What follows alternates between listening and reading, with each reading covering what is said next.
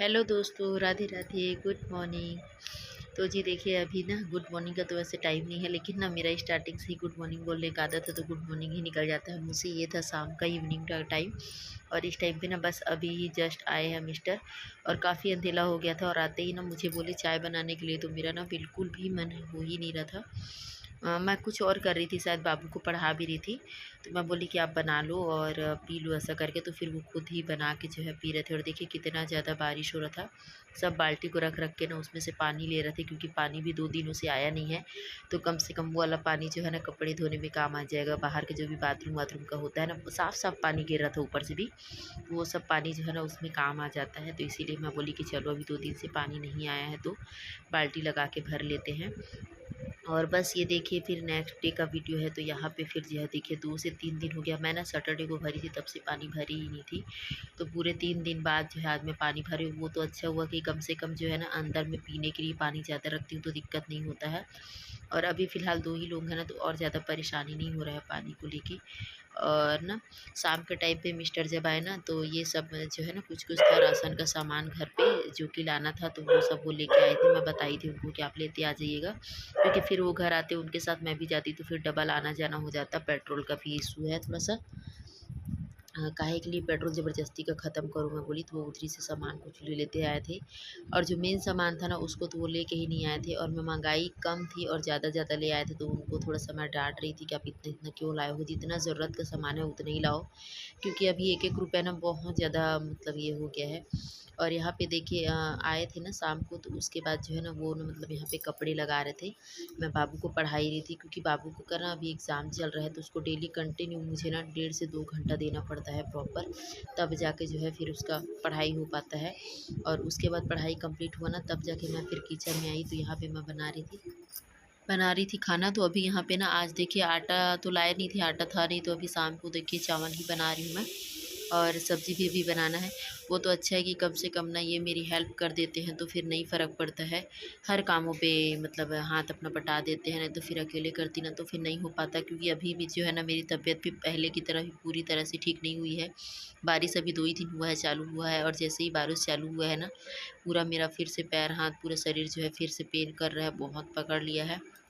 और अभी 2 से 3 दिन हो गया ना कंटिन्यू, वहाँ मायका वाले घर पे भी जा रही हूँ, वहाँ भी काम-काज कर रही हूँ। हालाँकि इनको पता नहीं है, इनको बताई भी नहीं हूँ कि मैं वहाँ पे काम कर रही हूँ। इनको तो ये मेरे को बोलते हैं कि वहाँ पे तुम जाती हो ठीक है, काम-काज नहीं करना है, मत जाओ भी बोलते हैं, लेकिन मैं फिर चली जाती हूँ, क्या करूँगी? अगर नहीं जाऊँगी तो नहीं बनेगा ना, वहाँ का सारा काम इतना सारा पड़ा हुआ है, रुक जाएगा।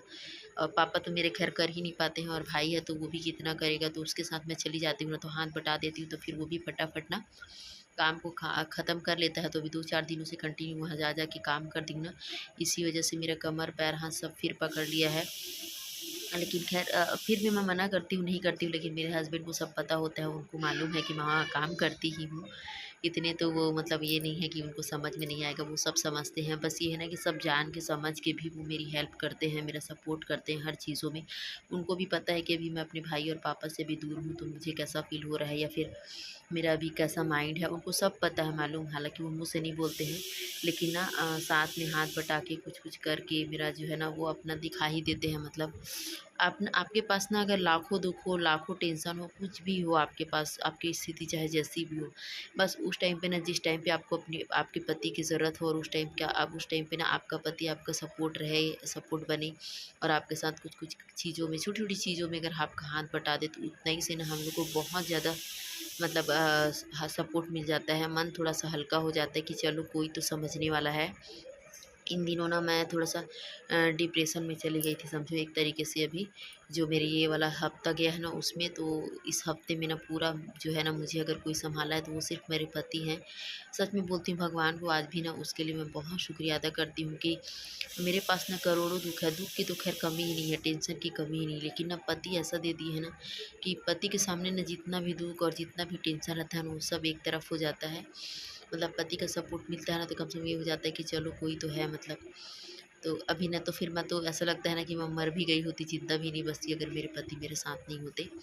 तो बस यही है हम लोग का भी थोड़ा-सा। और अब देखिए ये अगले नेक्स्ट मॉर्निंग का है, तो यहाँ पे भी आज हम लोग लेट ही उठे थे, तो लेट उठी थी तो क्या करी ना, मैं गई हूँ किचन में, चाय वगैरह बनाई हूँ, फिर नाश्ता बनाने के लगी हूँ, क्योंकि मुश्किल से आधा घंटा ही टाइम था, 7:30 बजे उठी हूँ मैं, इतना लेट ज़्यादा। और 8 बजे बाबू को स्कूल निकलना होता है, तो इस बीच में भी देखिए आप बाबू का जो भी यूनिफॉर्म पहनाना है या फिर इसको तैयार वगैरह करना है, तो वो सब मेरे मिस्टर कर देते हैं बिना बोले, कुछ बोलना नहीं पड़ता है। तो ये छोटी-छोटी चीज़ें हैं मालूम, जिसमें अगर आपको सपोर्ट मिल जाता है या आपका कोई सपोर्ट कर देता है ना, तो इन सारी चीज़ों से ना आपका काम बहुत कम हो जाता है और आप भी थोड़ा-सा ना फ्री हो जाते हो।